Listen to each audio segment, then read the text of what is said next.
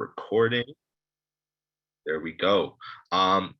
So that being said, I'm going to start pulling up the Facebook, get everything going. No, can't do that tonight. All right. So welcome everybody. Sorry about that. I am going to just address you guys really quick before I start sharing my screen. So my name is Isaiah Fenichel. I am the Voting Rights Coordinator here at the Center for Law and Social Justice. If you are here tonight, then you are, oh, sorry about that. Just getting text messages on this side. If you are here tonight, then you are here for the Workshop Wednesday Part 2. So tonight, this is part of our Breaking Down the Ballot series, where we'll be discussing the different components of the ballot, who the candidates are, what everything means, and just kind of giving you guys as much education in terms of this process as we can. So I'm going to go ahead and start sharing my screen. If everybody could just really quick put a thumbs up in the chat, just want to make sure everything is going, working as it's supposed to work.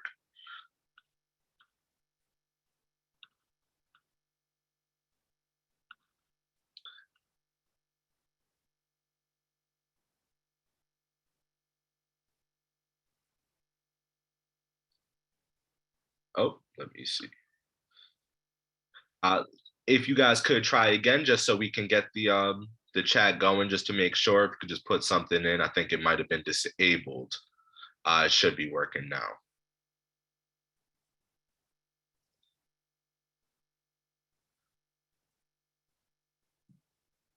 All right, whatever the case, we are going to move forward. So yeah, as you guys could just let me know if you guys have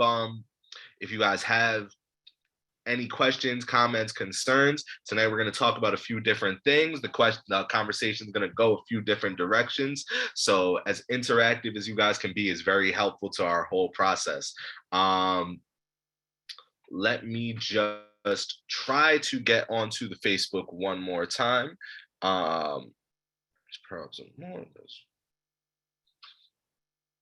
So that's, sorry about this, everybody. Just wanted to get us on Facebook Live, but it's looking like we're not going to be able to do that. So gonna have to catch the recording afterwards. So good. That being said, once again, welcome. So this is part 2 of our Workshop Wednesday series, part of the Breaking Down the Ballot series. So just to reiterate, my name is Isaiah Fenichel. I'm the Voting Rights Coordinator here at the Center for Law and Social Justice. And tonight we are going to be talking about the congressional offices. Before I go any further, I do just want to give a quick little background synopsis, who we are, the work that we do. And just give you guys kind of an idea before we jump into our larger conversation tonight. So first things first, as I said, we are the Center for Law and Social Justice. So a little background on us. We were originally founded in 1986 by a group of activists, attorneys, Black elected officials, and organizers with the mission of addressing an escalation in police violence and mass incarceration in Black communities in New York City. And our founders came together with the belief that there needed to be an organization that fought back lawfully in order to ensure that New Yorkers of African descent are able to secure political power and resources that we need for our communities to thrive. So what we envision, really, the main purpose of our work, we envision a civically educated and engaged Black electorate that consistently builds political power to marshal the representation and resources that we need. That's a lot of words to really say. We are an organization that is for the people, by the people, working for the people expressly. And the people is New Yorkers of African descent. Unapologetically, we work for Black political power in Black communities. And as a part of that work, we are in the midst of the Our Future, Our Vote voting rights and education campaign. So just a quick synopsis of that campaign, right? We come with a philosophy that the youth are the future, right? The youth are who inherit the political decisions of today, who deal with all of the outcomes of elections and the policy that's born from them, right? And we are also the ones who lead the protests, who fight the hardest for change. But for some reason, there's a disconnect between the political leadership and the actual people on the ground. So our goal is to increase the civic knowledge and participation of youth of African descent. So that would be Black youth between the ages of 18 and 35, and younger and older. We don't discriminate, but we really believe that by empowering the youth through education and organizing, that the youth can become a major tool, a major asset for the Black community to build the future that we want to live in, that they want to live in, quite frankly. And so that's the second goal of our campaign, is to create the infrastructure for long-term political engagement and empowerment within Black communities. We also work with other organizations to amplify a message of civic engagement and responsibility, that it's important to get involved, it's important to vote, it's important to advocate, show up in your community meetings and do all the things. And we're willing to work with any organization who does that, with the acknowledgement that the other goal is to empower Black and Brown communities in order to get the representation and resources we need. So that's a lot about who we are and the work that we do. But before we go any further, I am going to just preface this by saying, expressly, for our work, we believe that people of African descent are at a disadvantage when it comes to this political system in America. And as a result of that, we believe it's our duty to work expressly in their interests. We are not a partisan organization. We don't lean one way or the other. The only way we lean is in the way of the people, and the people being New Yorkers of African descent. That is who we work for. And we're unapologetic about that. So as we're having the conversation tonight, at times we may be a little invested, we may feel very connected to the subject matter, we may have opinions, right? I'm saying we, but really it's me, right? But say all that to say that this conversation, while it's open to everybody, it is for a specific audience, and we try to stay true to that message. Without saying too much more, I am going to go ahead and jump into the larger presentation. So, right, we have a philosophy about our Get Out to Vote outreach. Truth be told, when I came onto this campaign, I just joined up in March. When I came onto this campaign, I was adamant, and as well as our executive director was adamant, that we did not want this to be the average Get Out to Vote campaign where we just tell people to go vote. And from that is really that we think it's much larger than your vote in one election. It's a whole system, it's a whole apparatus, and it's long-term organizing that's needed. So when we have our conversations, we talk about it in a structured way, right? So tonight's conversation is going to follow that structure. We start with the system. We start with understanding the larger system, in order to understand how our vote is impacting that system, right? So the next section is talking about the roles. What exactly are these things that we're voting for? And then the candidates, so we know who it is. And then finally voting. But in reality, we follow this structure because we work from the top down in terms of understanding the system and connecting that to our vote. So there's two terms on the screen, right? And for those of you who remember those days in social studies, history, civics class, whatever it is, this isn't new information, but I hope this serves as a refresher. First, before I go into playing the videos and anything, feel free to drop in the chat. Does anybody know what either of these two terms mean? And yeah, like I said, feel free to drop your messages in the chat. I'll give you a second to do so.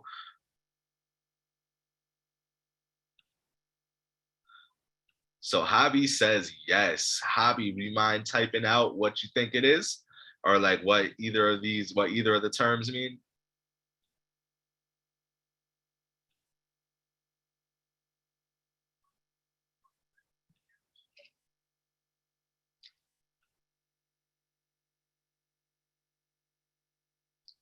So while she's doing that, anybody feel free to chime in. What I'm going to do tonight, actually, Hobby, you don't even got to type the whole thing just so we keep it transparent with everybody.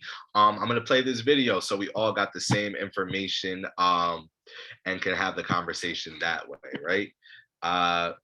So first up, I'm gonna just play a quick video about federalism, or excuse me, not federalism, about the separation of powers, just to kind of explain what we mean when we say those terms. So Jemima actually chimed in. She said, federalism is the division of power for the central and state government. And separation of power, from what Hobby said, separation of power is basically having different parties be responsible for separate duties so it doesn't cause confusion. Absolutely. And to kind of support that, I'm going to go ahead and play this video. Let me just actually click over because it is all queued up for us. So I'm going to play this briefly, and afterwards, we'll continue on with the rest of the presentation.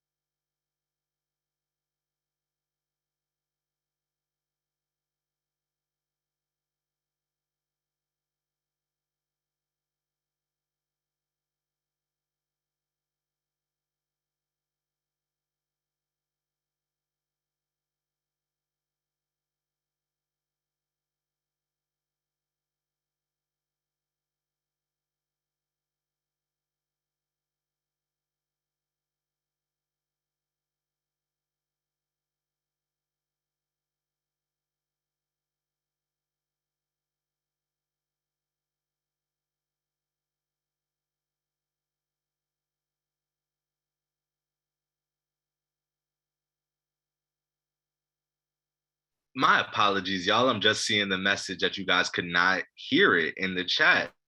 Um, that being said, let me just run this. I'm gonna just move to summarize it, just in the interest of time for you all, right? So this concept of separation of powers, Hobby hit on it perfectly. It's the separation of powers. It's the separation of powers, basically saying different parties should be responsible of different duties. Yes, so it doesn't cause confusion, but that's less so the reason. The reason for this separation of powers, right, that this video is talking about, coming out of the Revolutionary War. We obviously, right, we were ruled by England. We had the king. They threw all the tea. They had a whole riot. Yes, it was a riot. Threw it all into the ocean. And that was the start of the American Revolution. And we broke away from the king. So when we created this new country, we did not want to have a monarchy. We did not want to have one person or one entity holding all of the power. And so the solution to that problem, to make sure that one body did not have the power, one person, one body, one entity, that they didn't have the power, was to create three separate but equal branches of government, separate but co-equal branches of government. And in writing the Constitution, it's believed that the first and most important that they wanted to address was the legislative branch, which is where most of our conversation is going to focus tonight.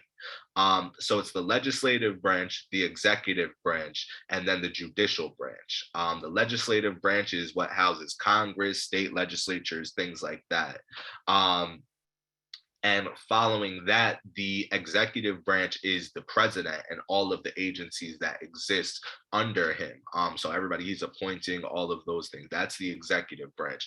And then the third branch is the judicial branch. And the judicial branch is that's the Supreme Court. So those are who get to interpret the laws. So how it goes, the judicial interprets the laws, the executive enforces the laws, and then the legislative writes the laws and creates the laws. That's kind of the process for how it works. So in a nutshell, that's what the separation of powers is. But we also have another key separation of powers, right? And that is the second concept, that concept of federalism. Now, this is like really boring stuff. It's kind of repetitive, but again, we talk about this so that we understand the system that our votes are working in, before we have the larger conversation about voting, right? We have a federalist system. So what federalism means, as Jemima said in the chat, it's a division of power between the central and state government. So rather than central, we say federal, right? Federalist system, that's the one at the top. But yes, exactly. It's the division of power between federal government and then working its way down. To kind of explain that a little bit better, I am going to play this second video, and hopefully you all have the sound on it. Please let me know if you don't, and we will get this squared away. This video is a bit more important, so definitely let me know. Consider this scenario. You're on the bus headed to school, but roads are important.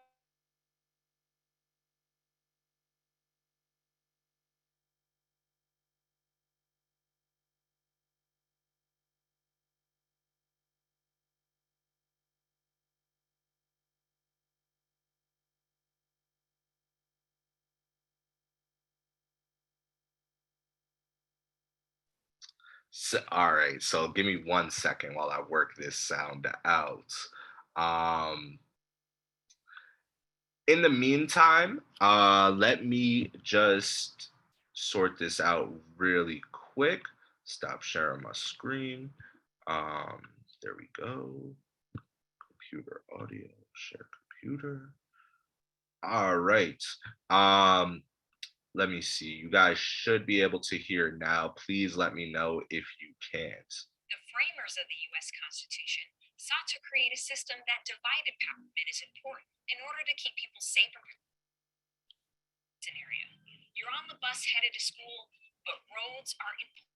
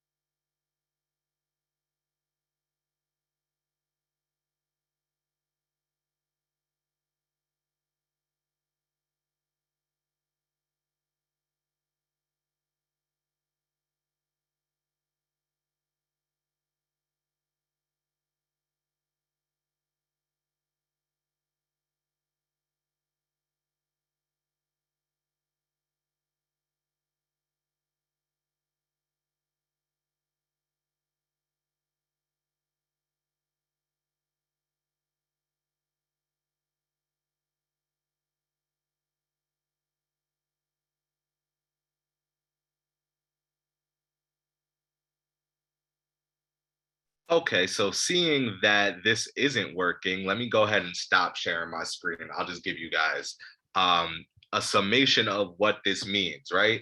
So when we're talking about this idea of excuse me, let me just fix this up. When we're talking about federalism, right? So in our government, right, there's 50 different states. And in those 50 states, each state has different levels of government. So the federal government controls the entirety of the nation. So that's Congress, that's the president, that's the Supreme Court. That's the top level of our government.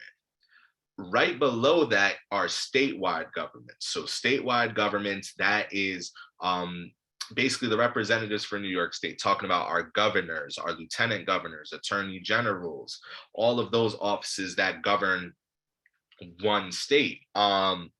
Moving down past that to the local government. In the local government, that's again your mayors, your county executives. They have those as well. So it's different levels of the government. Federalism is the system that works its way down, and as you work your way down, you get closer and closer to the people. So when you're at the top level, think of it kind of like a Russian nesting doll. um, for those of you who are familiar, those are those little toys, right? One inside of the other, inside of the other, and that's how it piles up. So when I say federalism is like a Russian nesting doll, what I mean is, right, the federal government is this big nesting doll. Inside of it is the states, right? You could have 50 states in the nation. As you get smaller, now it's however many counties. Each county has a government. After you move past counties, you're moving to each individual city or township within the county. After that, you are so local that you start talking about community boards, and local bodies, but even those are really an extension of the town administration. Uh, all of this is to say that there are several different levels of government, and each one has different responsibilities. Federal government obviously deals with issues nationwide. The laws they make cover the entirety of the nation. State government covers the entirety of the state. County government covers that county alone. Local government, so on and so forth, all the way down the list. So in, again, a roundabout way, the conversation is not about separation or power of powers or federalism tonight, but it has a major part of it, right? Because tonight what we're going to be talking about is Congress. So before we go further in that, right, the chat's working. We don't got any more videos, so we don't got to worry about any more sound issues. What is Congress? And before we go further, does any feel free, throw some answers in the chat, what you think Congress is, what you know about Congress, and let's see where we're starting the conversation from. And while you all do that, I'm gonna take a sip of water and I'll read off your answers as you throw them in for sure.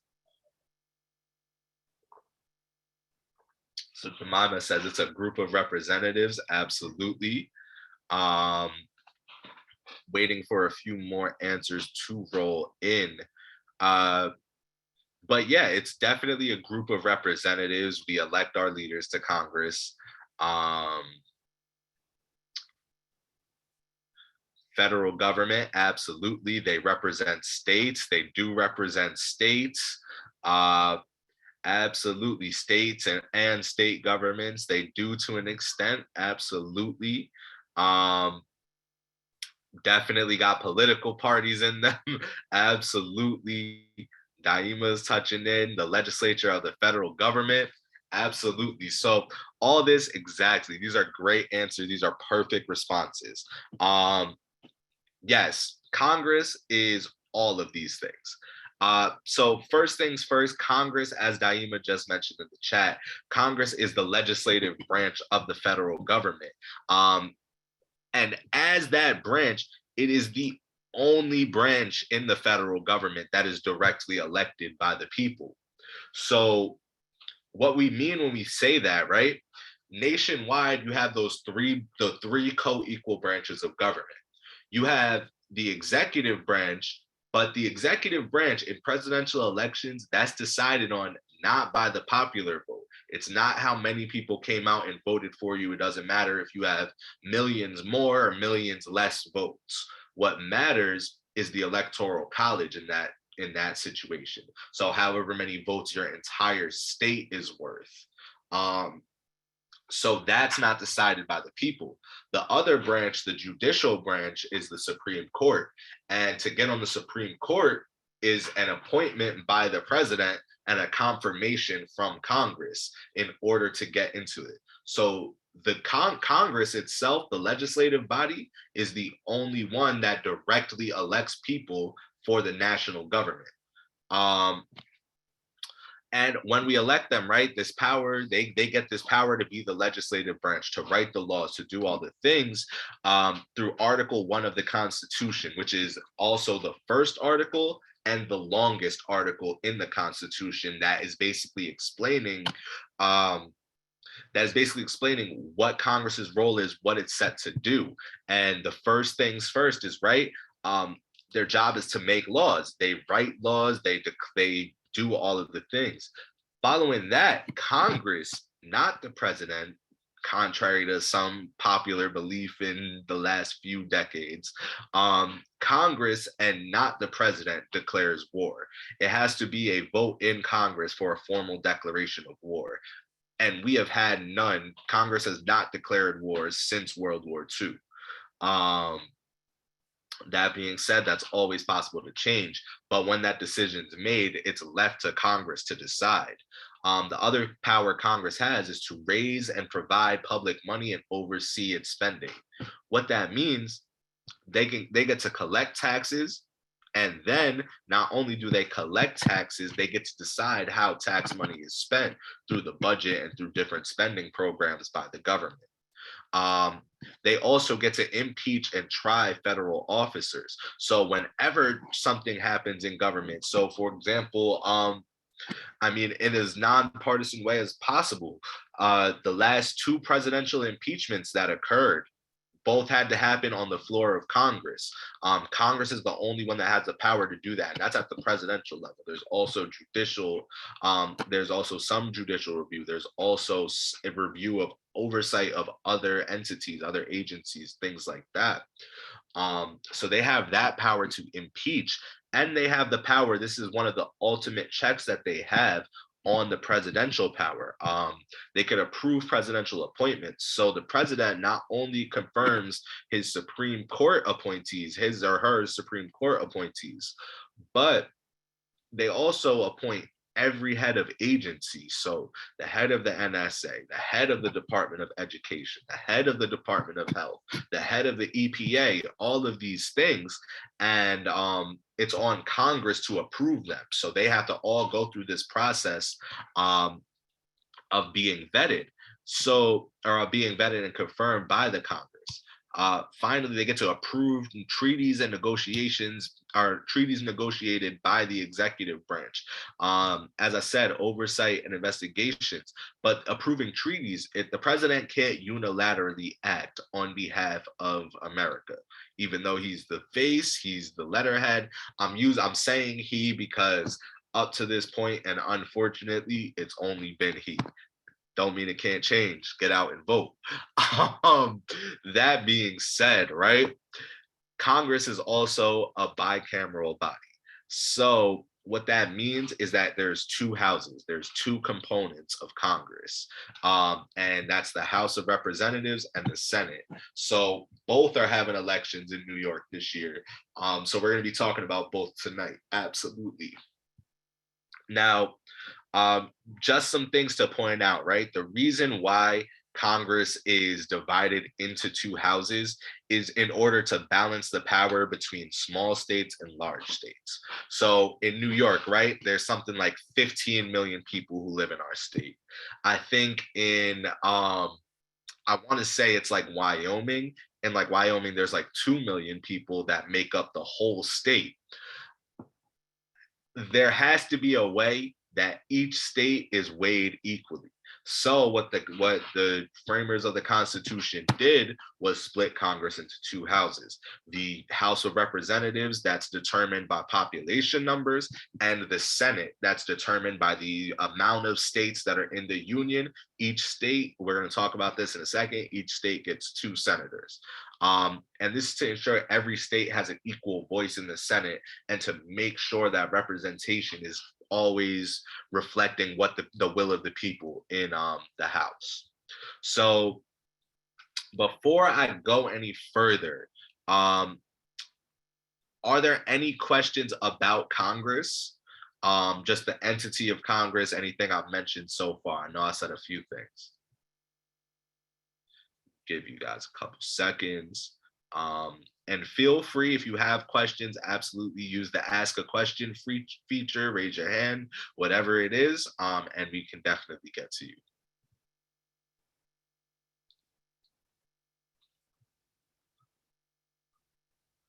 All right, no questions coming in.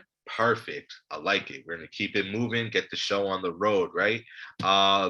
So first things first, right? We're talking about what's on the ballot. Both bodies of Congress are on the ballot in this election. The first house that we're going to talk about is the Senate, right? The Senate. So the reason we're talking about it first is that the Senate is what's referred to as the upper house of Congress. Because it's only two representatives from each state, it's a much smaller body, but it's also much more impactful in terms of representing the people because you're representing an entire state with your decision as opposed to one district within that state.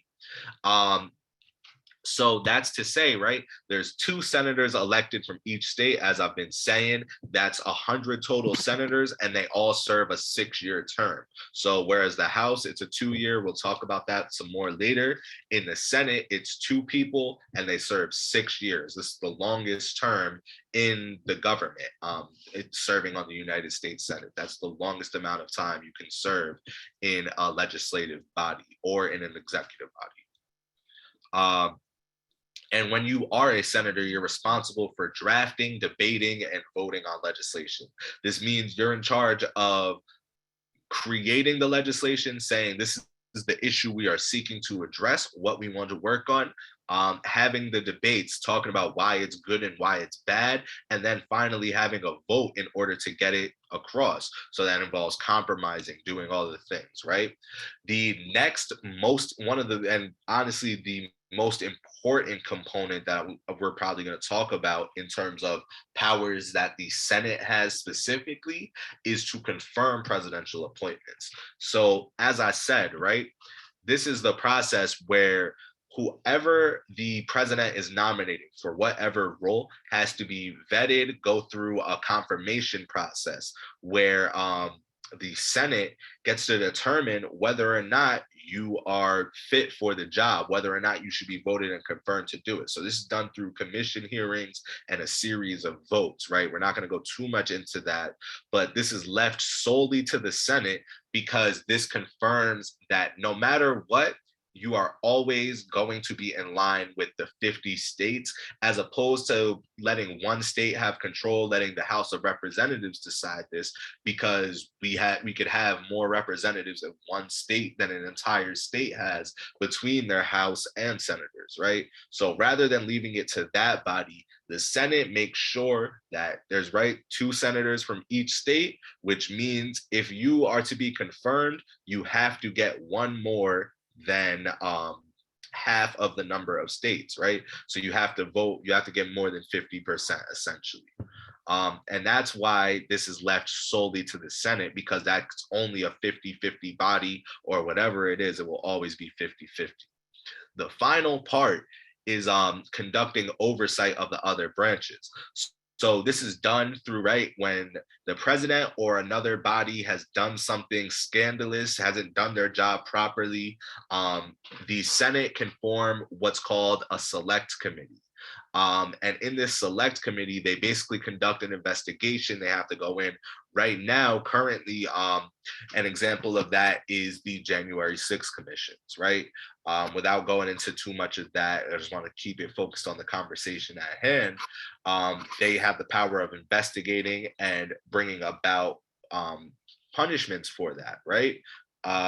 And the other entity that the Senate can do, they can govern themselves. So they have a rules body, they have a rules chamber that basically decides what can and can't go on in the Senate. Both of these things fall into both houses for oversight. So that's in a nutshell what it means to be a senator and what the Senate's job is. Definitely a lot of information. A lot of civics class, right? If there's any questions, please throw them in the chat and I will gladly get to answering them.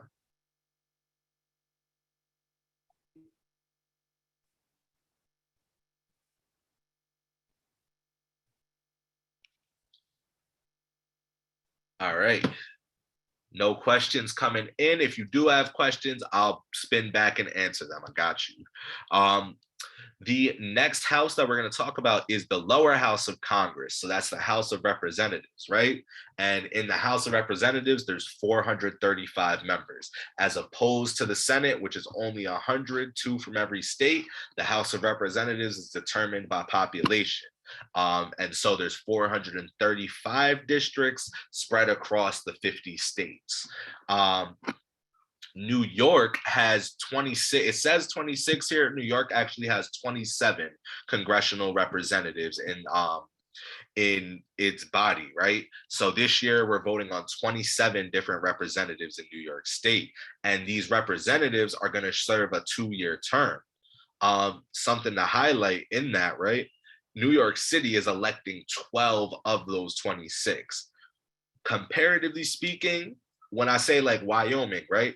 I'm positive that Wyoming has less than 5 representatives, including their 2 senators and their House of Representatives. That's to say, New York City gets to nominate 12 different people to represent us at Congress, so on the federal level. And when they're doing that, they're responsible for, again, introducing, debating, and voting on legislation. So that same thing, creating the bills, arguing them, compromising, and making sure we get laws passed, right? The second thing that they can do is conduct oversight. Now, one of the things that is unique to the House of Representatives, there's not many things, but one of the things that's unique to the House of Representatives is this power of a resolution of inquiry, which basically means that they could call the president and tell the president, you got to come down, tell us everything you know about this issue. It could be closed in, it could be a closed hearing, but you have to let Congress know because Congress is the House of the people, and they have to come provide specific factual information that may only be in the administration's possession. So that power is left to the House because the House is the representative body of the people, not the states like the Senate is, right? 50 states. The House represents 435 different districts, and each of those districts contains however many hundreds of thousands of people. All of that is to say, right? These are the 2 houses. These are the job that we are calling on people to take up. So how we like to have these conversations is to acknowledge, right? We're the bosses. When we say the power is with the people, people power, all of those things, it's because we're the boss. Think of the American government, every level of it, state, federal, local, every single level of it, as an organization, as a business, right? The government is meant to meet a need. It's meant to serve a purpose, which is to make sure everybody has the resources they need to survive, and to also make sure that we are thriving and living well and progressing as a humanity. That at least is in purpose what it's supposed to be. If you don't know what it is, you check your constitution, right? We talked about it last week with the New York City Charter, but your constitution, we the people, in order to form a more perfect union. We are always trying to come together as a people to build better, right? So when we're talking about the different roles of government, it's a business. You have to know what the business is supposed to do. When you're filling out that business, you have to know what jobs you're looking for, what people you need in what positions, what jobs. To do that, you have to understand the job. That's this conversation we're having about senators and representatives. The next most important part is addressing this question: who is on the ballot, right? Who are we voting for? Because these are the job candidates, right? These are who we're hiring to do our job, to represent us and make sure we have what we need in order for our company to run right. So the company running right is the people getting what they need and the government doing its job. So without further ado, here is the larger conversation we're here to have tonight, identifying who is on the ballot. So on the ballot this year, we're going to start at the upper house again, right? For the US Senate. The United States senators, so again, we have 2 senators, each hold a 6-year term. Our senators, so not both senators are up for election, to clarify. only one seat. This is done so that we have some kind of transparency and just timing with the way elections play out. Um, 6 years, right? So 6 years ago, Senator Chuck Schumer was elected and he has held the seat. He's currently the Senate Majority Leader. Um, and he has held that since the start of the 2021, the year 2021. So Senator Chuck Schumer, is running for re-election. He actually ran in the Democratic primary unopposed, so there was no challenge, there was no vote, nobody ran against him. So he's the nominee once again for his re-election on behalf of the Democratic Party. His opponent is the Republican candidate, Joe Pinion. On the Republican side, right, we did a few events talking about primaries and all of this. Neither of these major parties had a primary election. So both of these candidates were nominated without challenge, which means there was no vote for them, but these are the two candidates set to represent the major party. There is a third party candidate. Her name is Diane Sarr. She is a representative of the LaRouche Party, and her name will be appearing on the ballot. So it's important to know, again, we are not a partisan organization. We just want to highlight who is on the ballot and what they're doing. So what I'm going to go ahead and do actually is drop links to all three of their campaign sites for you all to access. So I'm going to do this for each candidate as we go through the candidates in the different districts. We do this so that you guys can go down the path of doing research, understanding who each of these people are, right? Forewarning, when we're having these conversations, some candidates might not have background information, might not be able to find a picture or a campaign site. We do our best. If we miss anything, please let us know so that we can correct that. That being said, these three candidates on screen right now, Senator Chuck Schumer, nominee Joe Pinion, and nominee Diane Sarr, are all running for United States Senator to represent New York State as one of our two senators. Before I jump into the rest of the races, is there any questions, comments, concerns about the race for Senate right now?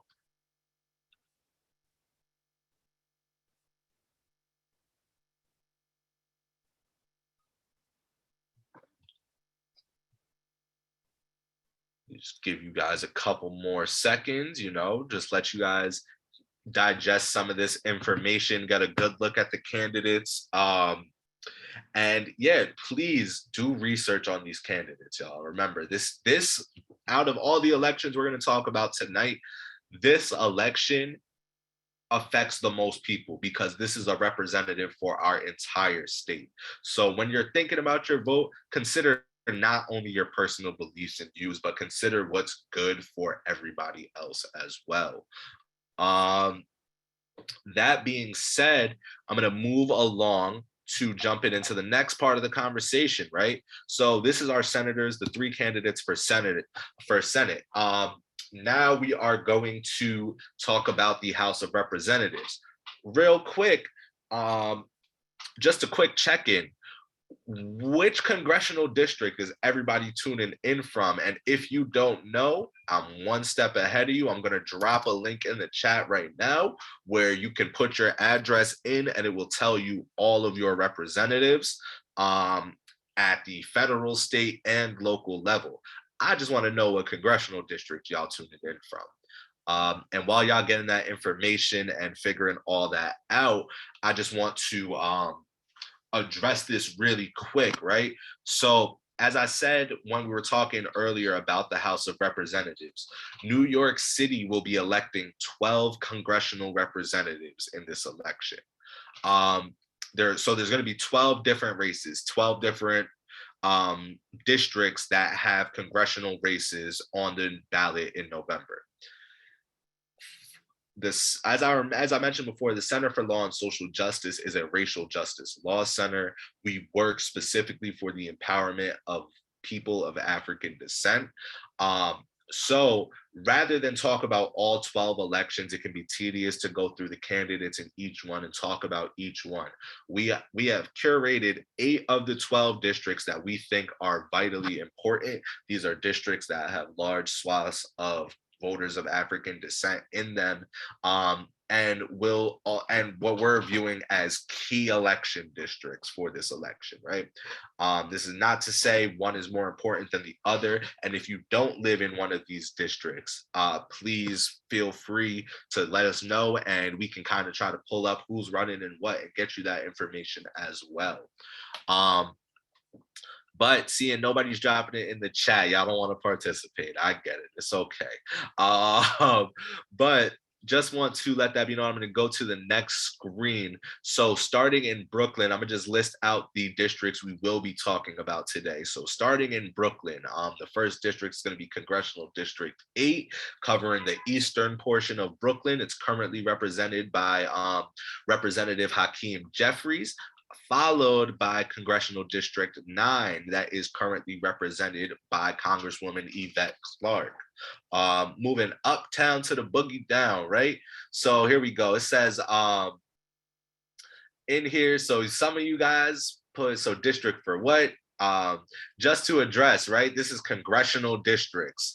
So I think Natalie said Congressional District 9. Some of you are given whatever Assembly District, Senate District. Feel free to look it up. Board 18, I'm seeing. It's good to know all the representatives, but definitely know your congressional district, because that's going to help determine who your candidates are, who your options are voting for the election, right? That being said, like I said, uptown to the boogie down to the Bronx, right? So the first congressional district we're going to talk about is District 14. This is the area from North Queens into the eastern portion of the Bronx. This district is currently represented by Congresswoman Alexandria Ocasio-Cortez, AOC, as you might know her. And it was subject to some redistricting changes. So she was predominantly in Queens beforehand, but now following redistricting, her district takes up the northern end of Queens up through the eastern half of the Bronx. The next district is the western half of the Bronx, right? Congressional District 15, currently represented by Congressman Richie Torres. Moving down a little bit, right? Talking about Manhattan. So this district, Congressional District 10, we're going to talk about a little bit later. Currently, it has different representation. It's in a different place than where it is currently. So I won't be addressing who the current representative is. We're going to view this as there is nobody representing this district, at least as it stands. That'll make some more sense a little bit later, right? But that is lower Manhattan, West Brooklyn area. The other most important, where I'm talking to you all from, the great place known as Harlem. So this is Congressional District 13, the entirety of Harlem, all the way down, all the way up past the Heights and all of that, right? Currently, we're represented by Congressman Adriano Espaillat.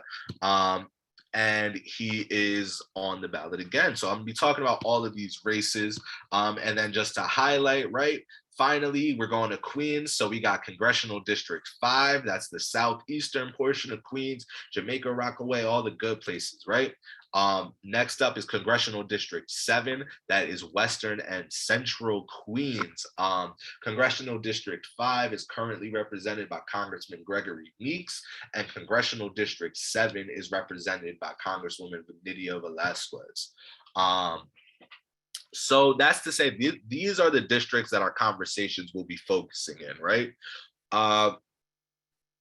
If you don't see your district on here, right, you guys all have the tool to look it up. If you don't see your district on here, feel free to throw it in the chat. Maybe if there's time at the end, we can do a quick explainer and look up who's in your district.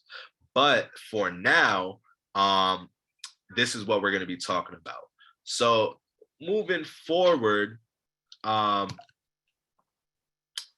first, before I move forward, again, feel free to drop any questions, comments, concerns anytime. Use the raise hand feature, whatever it is. I really want this to be as conversational as possible. That said, moving into the district itself, starting with the home team, even though I'm in Harlem, we talking from the Center for Law and Social Justice. So starting with the home team in Brooklyn, right?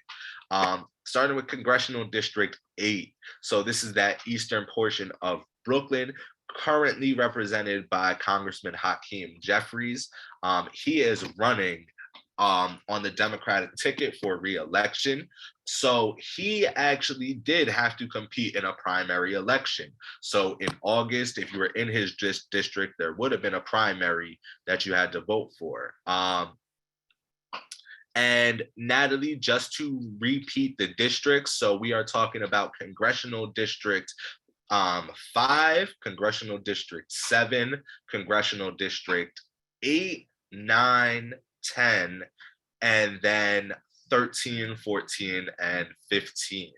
But we'll be going through all these districts again with the information through the rest of the conversation. So if you missed it, definitely just stay tuned. That's who we're going to be focusing in on.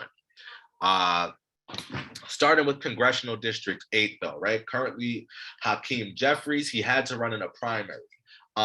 If you came to the primary Now What workshop, you heard this information, but I'm going to do a quick recap because I do think it's very important in helping to understand the larger election process. So, right, we're talking about the general election tonight. Who's on the ballot? These are the candidates that are on the ballot for general election. Before the general election are primary elections. In the primary elections, the two major parties, the Democratic and Republican, make nominations to represent their party in the election. So there can be a number of candidates. You have a primary election to determine who the party is going to put their support behind. That happened in August. Usually it happens in June, but we had some difficulties with redistricting. Again, go see past presentations that we've done. Also use our voter guide, all of that. Talk more about that at the end. But that's all to say, in August, we had primary elections, and Congressman Hakeem Jeffries ran in the primary election for the Democratic Party. So for that election, there were 324,000 people, just over that, who could have voted, 324,000 people. The amount of people who came out to vote was about 26,000 people. So roughly 12, 13% voter turnout. And Hakeem Jeffries was able to win the nomination with 86% of those votes against his opponent. So that's how he was able to secure the win. On the other end, his opponent, who he'll be facing off with in the congressional election from the Republican Party, is Mr. Yuri Dashevsky.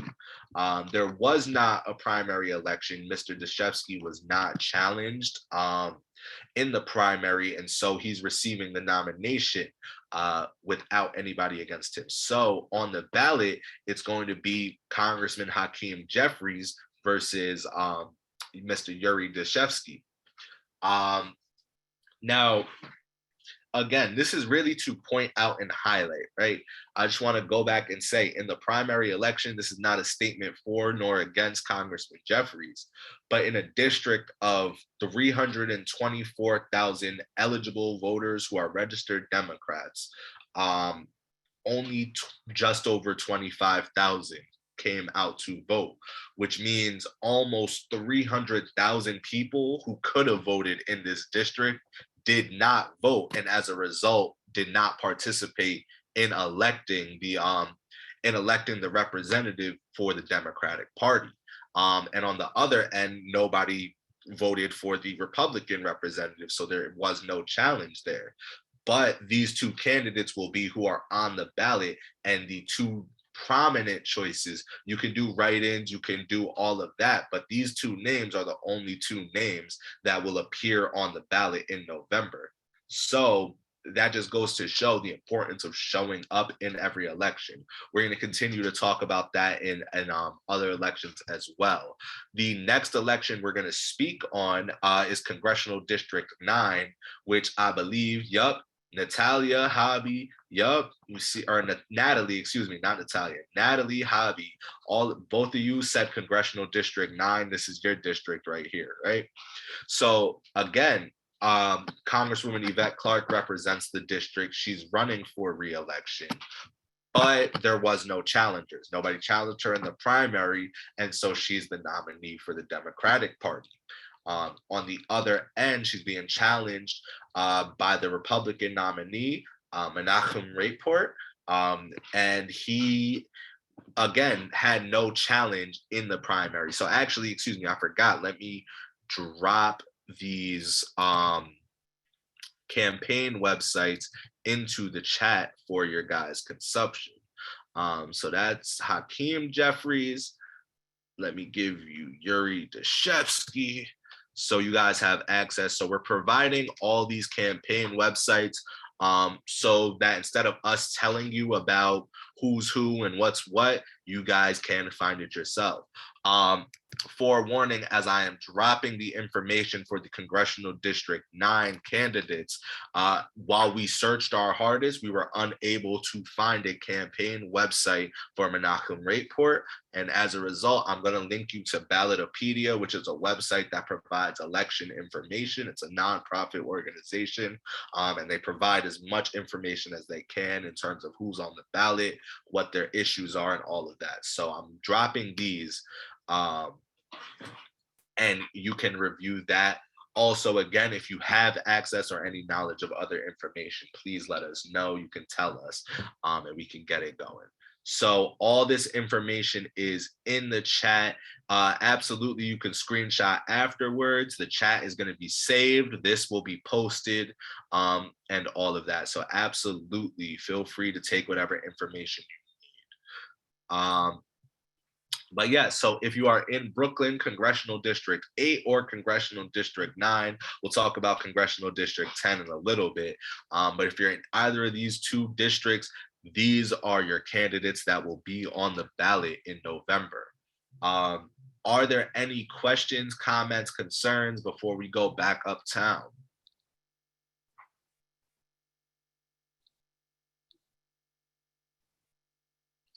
No questions, no comments.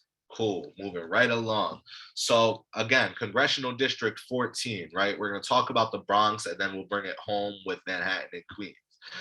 So going up to the Bronx, Congressional District 14, currently represented by Alexandria Ocasio-Cortez, AOC once again. So she is the representative currently serving. Again, like I said, her district was changed around a little bit due to redistricting. So Natalie, to your question, the percentage of people who voted in District 9, there actually was nobody who voted in District 9 for the primary. The reason being that neither candidate was challenged by other people in the primary. So by the time August 23rd came around, those were the only two names that would have been on the ballot. And so the primaries were canceled. So that, to answer your question, the percentage is 0.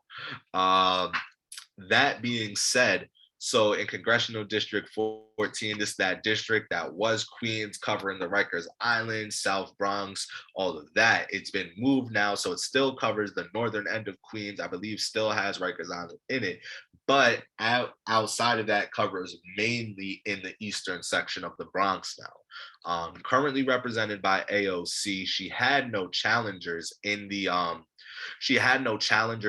primary. So she is the nominee without anybody else to run against her for the Democratic Party. But there are other candidates running against her for the general. And in a rare appearance, we're going to actually talk about the Republican primary that happened in this district in August. So where the Democratic Party had no challengers to AOC, who's running for re-election, the Republican Party had a primary for 2 candidates. I'm going to start with the winner. The winner was Tina Forte, so she is the Republican nominee. She won her primary. Her primary was actually won against the third opponent in this race, who is Desi Cuellar. So if you see this, right, This is to highlight there is a distinction between, maybe not ideologically, maybe not otherwise. I can't speak to it. I don't know. We are a nonpartisan organization. Um, but that is to say, there is a distinction between the Conservative Party and the Republican Party. So, in the primary election for the Republican Party, Desi Cuellar competed against Tina Forte for the nomination of the Republican Party. In this district, there's 33,000 eligible Republican voters who could have voted in the primary. Only about 2,300 came out to vote. So roughly 30,000 people who could have voted in this election did not vote. And Tina Forte was able to, so that's like a 7% turnout. Tina Forte was able to get 1,530 votes, so like about 67% of the vote, 2/3. So 1,500 votes roughly. Her opponent, Desi Cuellar, was able to get 722 votes in the election. So just over 700 votes decided this race in the Republican Party, where over 30,000 Republicans who could have voted did not vote. So moving towards the general election, while Desi Cuellar lost the nomination for the Republican Party, he did secure the nomination of the Conservative Party, which is a separate party, and now he will also be running on the ticket as the third representative. I'm gonna go ahead and drop the campaign websites in the chat as well. And let me get you guys Desi Cuellar. So these are the campaign websites, right? So those are the three candidates running to represent the Eastern Bronx and Northern Queens, Congressional District 14.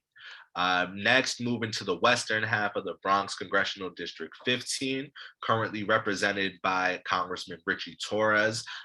He is running for re-election. He ran unopposed in the primary without a challenge, and so he will be the nominee for the Democratic Party in this district. His opponent from the Republican Party, excuse me, let me just grab some water. His opponent from the Republican Party is a man named Stylos Sapaskis. Now, full transparency, right? I hate this because we don't have a picture for this candidate. And it is not intentional. It is not at all to be partisan. Just through searching, we have been unable to uncover a campaign website, or B, any photographs of this candidate. And so I'm going to drop links to the information the same way I did in the past. And for Stylos Sapaskis, it takes you to the Ballotopedia information that is available for him. So again, if you have any other information, please let us know so that we can get that information out to the public. But yes, so if you are in Congressional District 14 or Congressional District 15 in the Bronx, these are your candidates. Are there any questions, comments, and or concerns in regards to the congressional districts from the Bronx? Feel free to throw them in the chat as we are moving along.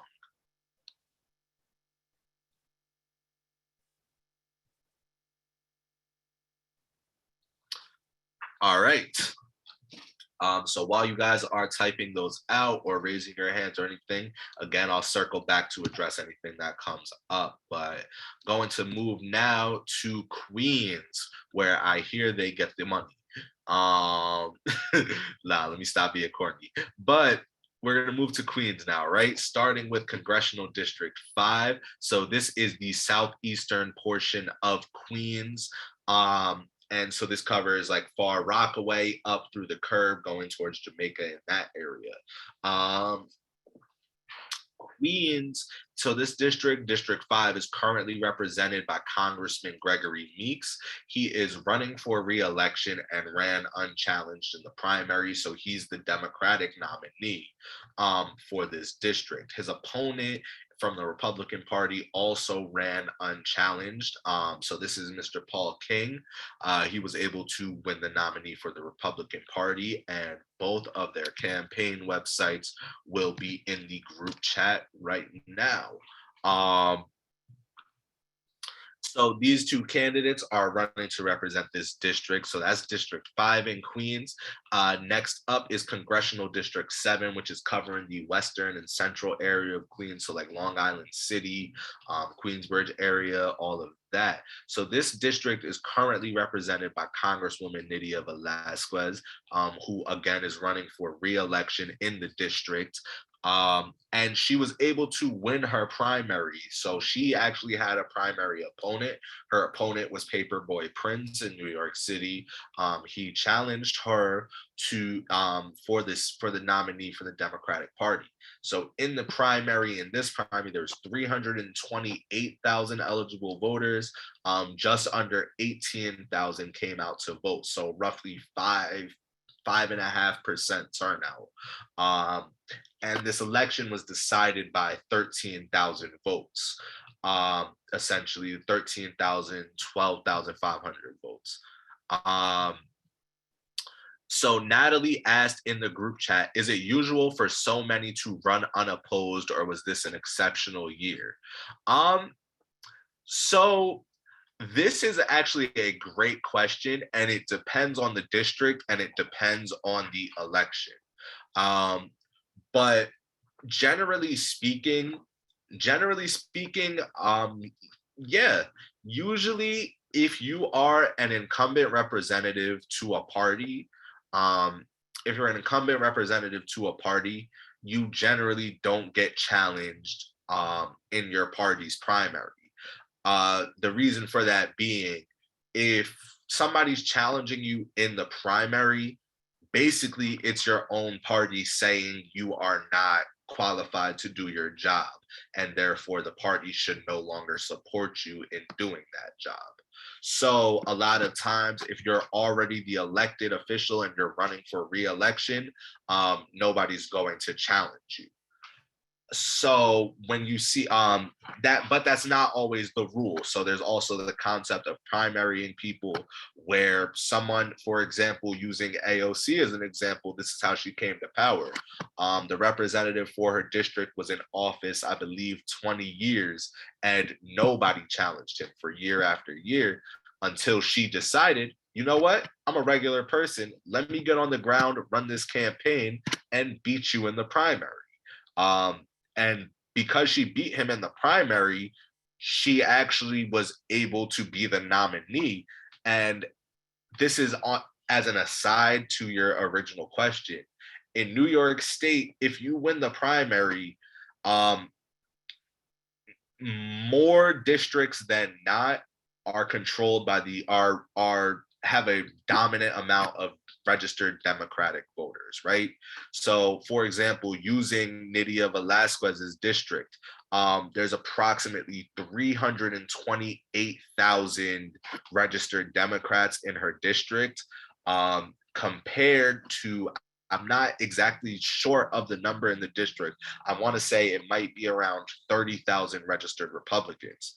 So what tends to happen, if you win a primary in the Democratic Party in New York State, you generally tend to go on and win the election.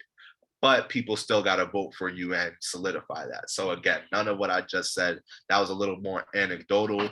But to answer your original question, it really depends on the race. It depends on the race, and it depends on who is running in that race. So talking about this race specifically, Nydia Velasquez did have a primary. She had a challenger from in-house,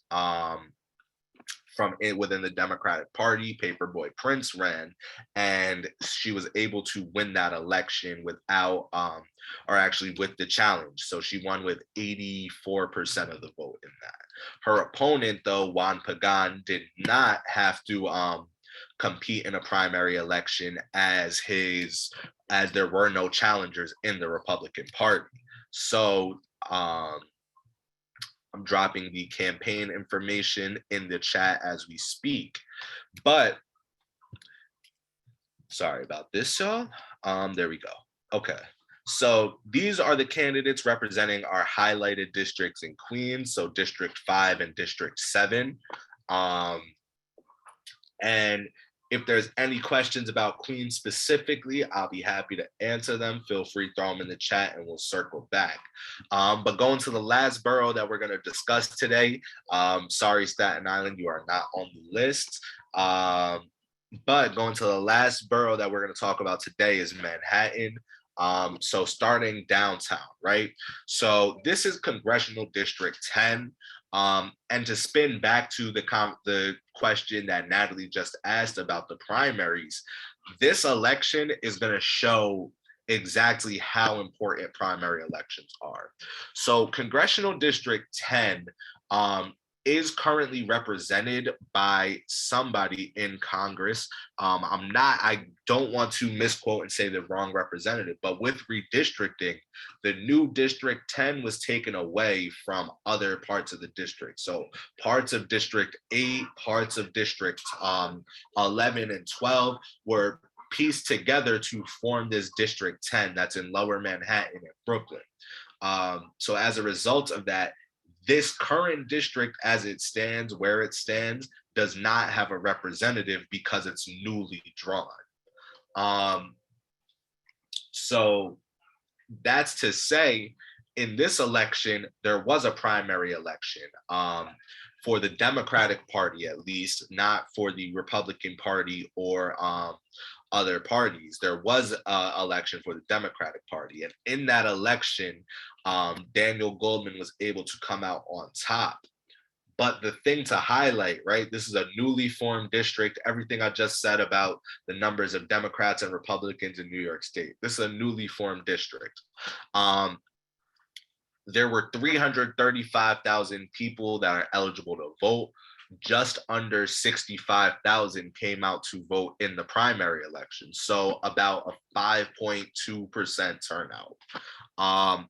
There were 12 different candidates running for the primary election, for the nominee for the Democratic primary in this election.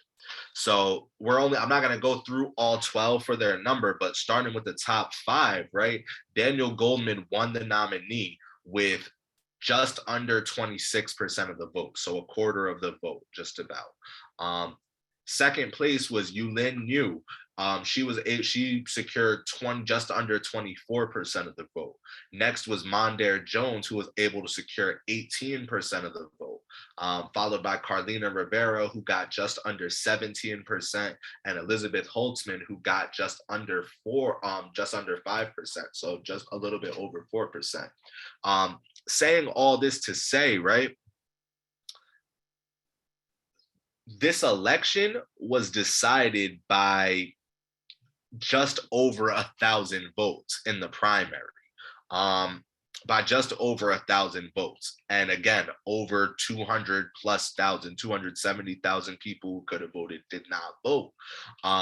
So this election that's decided by just over 2,000, it really matters. But it matters even more when you think about it in the context that the winning number was 26% of the vote. And so what that means, even though it was only 5% turnout, of that 5%, almost 74% did not vote for the person who won. And yet, because of low turnout, because that's the way the system works, Daniel Goldman will be the nominee for the Democratic Party. So that's the Democratic nominee. In the Republican Party, again, there were no challengers by primary day. So the nominee was Benin Hamdan, and she'll be representing the Republican Party. The next candidate is Stephen Spears, who's on the ballot under the Medical Freedom Party. Forewarning, and not in a partisan way, not in a sharing information way, I'm going to share all 3 candidates' campaign websites. The website for Mr. Stephen Spears takes you to the Medical Freedom Party website, because there is not a campaign website for him. this is his campaign website, operated through the Medical Freedom Party, and explains what the purpose is. So as opposed to the other candidates who have it to their site for them to tell you about their campaign, this is through the party's site. This is not meant to be partisan. This is meant to give you access to the information and the only available campaign resource that we could find. Moving forward, right? So that's District 10. The last district we're going to talk about tonight is Congressional District 13, right where I am in Harlem.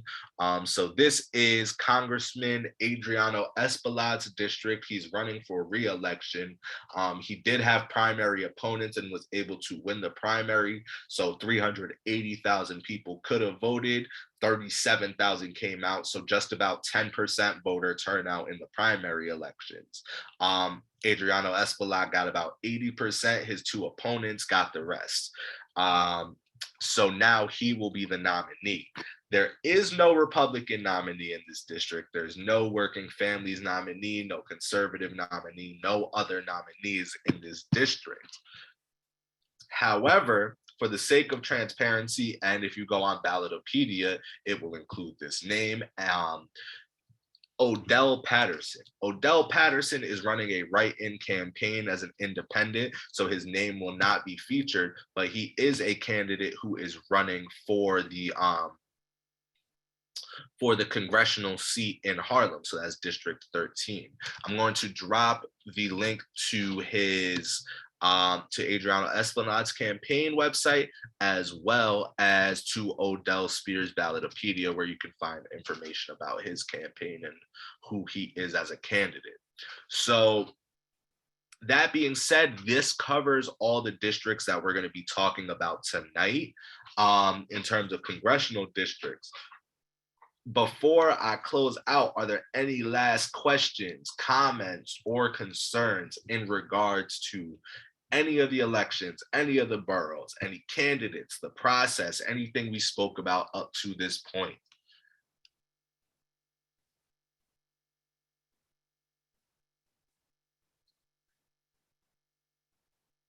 Appreciate you guys tuning in the chat.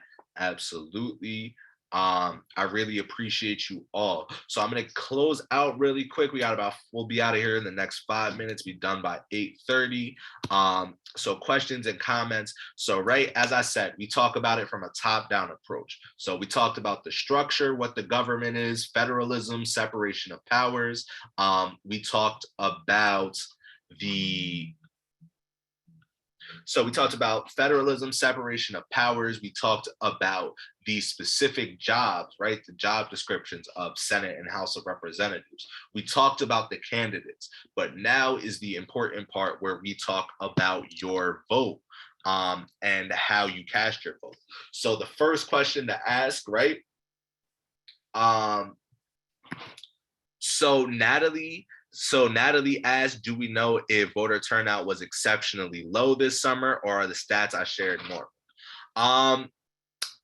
No, so they were I'm going to go ahead and say they were exceptionally low, but with a caveat, right? They were low in both primary elections. Primary elections generally have less turnout than general elections as it is. And this year in New York State, we had split primary elections because of everything that went on with our redistricting process.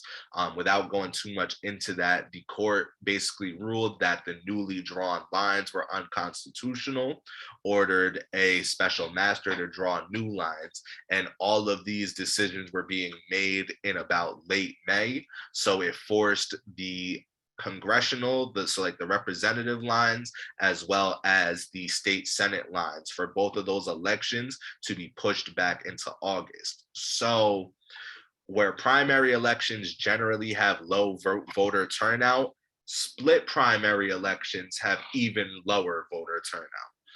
Because people had to come out and vote a second time for all the positions that we spoke about for the House of Representatives tonight. So you had to vote separately than you would have voted had you have been voting in June. But to that end, voter turnout was still very low. The average voter turnout across the city was between 10 and 12%, which translates into 9 out of every 10 people who could have voted chose not to vote in the primary elections this summer. Which is why we're going to continue with the conversation. If there's any more questions, comments, feel free to throw in. Thank you so much, Natalie, for your great questions. The next important part is, right, are you registered to vote? So I'm talking about eligible voters. We count that number using the number of registered voters. You're not eligible if you're not registered. And in order to be eligible to register or to be eligible to vote, you have to register by this Friday, October 14th. So we're going to provide some information and all of the things in here as well as we have this conversation. But just to highlight, to vote in New York, you got to first be a citizen of the United States. That includes Puerto Rico, that includes Guam, that includes the US Virgin Islands, and you have to be living within America, right? You can't be living in another place. As long as you have citizenship and are registered to vote, living in a place, you can do that. But you can't do that unless you're a citizen first. Second, you have to be 18 years or older on or before election day in order to be registered to vote in that election. However, if you're 16 or 17 years old, you can pre-register to vote for when you turn 18. So whatever election happens that year, once you turn 18, you're good to go. Don't have to worry about registering to vote. In the context of New York City, I believe there's an election every year through 2028 for sure. I believe it might even be 2029. That being said, so if anytime you register, if you're 16, 17, you could pre-register so that you get out to vote once you turn 18. And as of May 2021, all New Yorkers that are not currently incarcerated, regardless of felony conviction, regardless of probation or parole status, you can cast a ballot. You're eligible to get registered and to go out and vote. If you have an ID, you can register to vote online using the voterreg.dmv.ny.gov/motorvoter, otherwise known as the link that is in the chat. And if you do not have an ID, you can request one by call. If you do not have an ID but want to register and need a paper form, you can request one through this resource. So by calling 866-868-3692 or sending an email address to, give me 1 second, an email to vote@boe.nyc.ny.us. Or you can go in person and register to vote at your local board of elections. So those resources are all in the chat. Now, the next important part is how you're going to cast your ballot.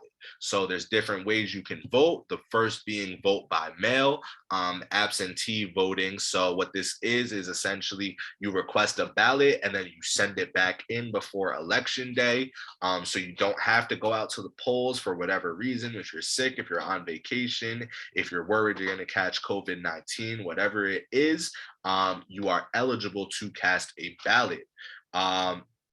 So the deadline to request a ballot is Monday, October 24th. So in about a week and a half, that's the deadline. That's the last day that you can request a ballot. The last day to send in the ballot, once you have it and filled it out, you've requested it, they sent it to you, now you filled out your ballot. The last day you have to send it in is Monday, November 7th.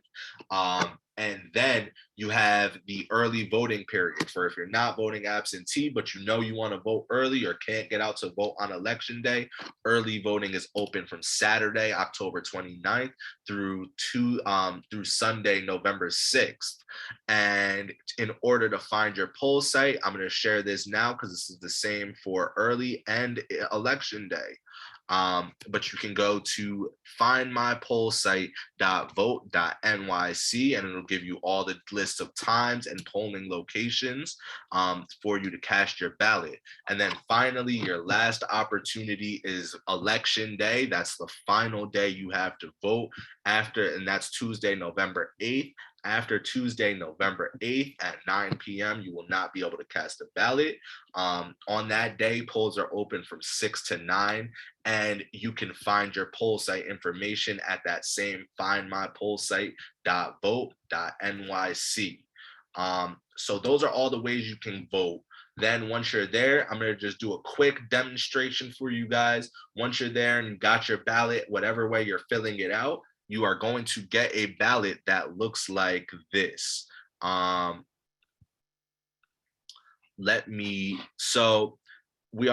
on the back. This is the front of the ballot. On the back of the ballot will look like this. This is the ballot proposals and all of that. So you would flip the ballot over to find those. But on the front of the ballot, you're going to have your instructions at the top. This is explaining how to fill out the ballot, all the things that I'm about to tell you right now. This ballot is a sample from the Center for Law and Social Justice's address, so it has the candidates we would be voting on. So if you look on here, right at the top level, it's governor, comptroller, attorney general. The fourth column down is the United States senators. So this is where you would cast your ballot for who you want to represent the United States Senate. In order, it's the Democratic Party, the Republican, or the Democratic nominee, the Republican nominee, the Conservative nominee, Working Families nominee, and LaRouche nominee, who's a third party. And then in the corner, you have this write-in candidate box. So when you are filling out for election day, whatever little circle it is that you plan to fill out, you're going to fill the circle in completely for whichever candidate you wish to vote for under whichever party affiliation you wish to vote for. The thing to highlight is right where you see there's multiple candidates the same name listed under multiple parties. That does not mean you can select multiple people on the ballot. Please only select one in accordance to the party you want to vote under. So if you vote, like, for example, my mouse is on Joe Pinion. So he's the nominee for the Republican Party and the Conservative Party. If you fill out for the Republican Party, that doesn't mean you can fill out for the Conservative. If you fill out for both, none of your vote counts. It strikes the whole thing because your ballot cannot be properly read. So make sure that you're voting under whichever party affiliation you wish to vote under. Free to do it. Anybody can vote regardless of registration status. You can vote for any party. And then just circle the ballot fully and completely and clearly so they know who you are voting for. Right underneath the Senate is going to be the same process for your congressional representatives. And once again, if there's multiple names, only fill out for whichever party you wish to vote for, and fill out your candidate, fill the bubble out in a full circle. That being said, are there any questions about filling out your ballot, or any of the deadlines, voter registration, any of the methods?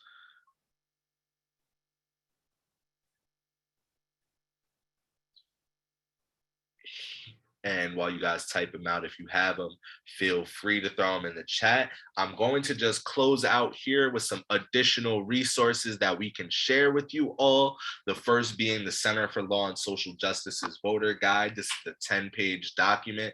All the information you need in regards to this year's election. We talk about redistricting. We talk about what the positions are.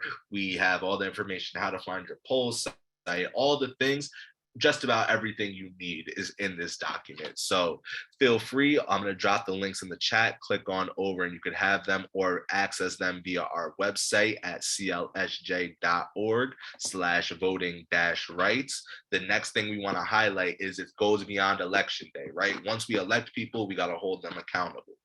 So our community survey is meant to get in touch with the needs of the people to make sure that the people feel well represented. And we are not only telling people to vote, but we are actively making sure that our votes count and are heard and that our communities are well represented.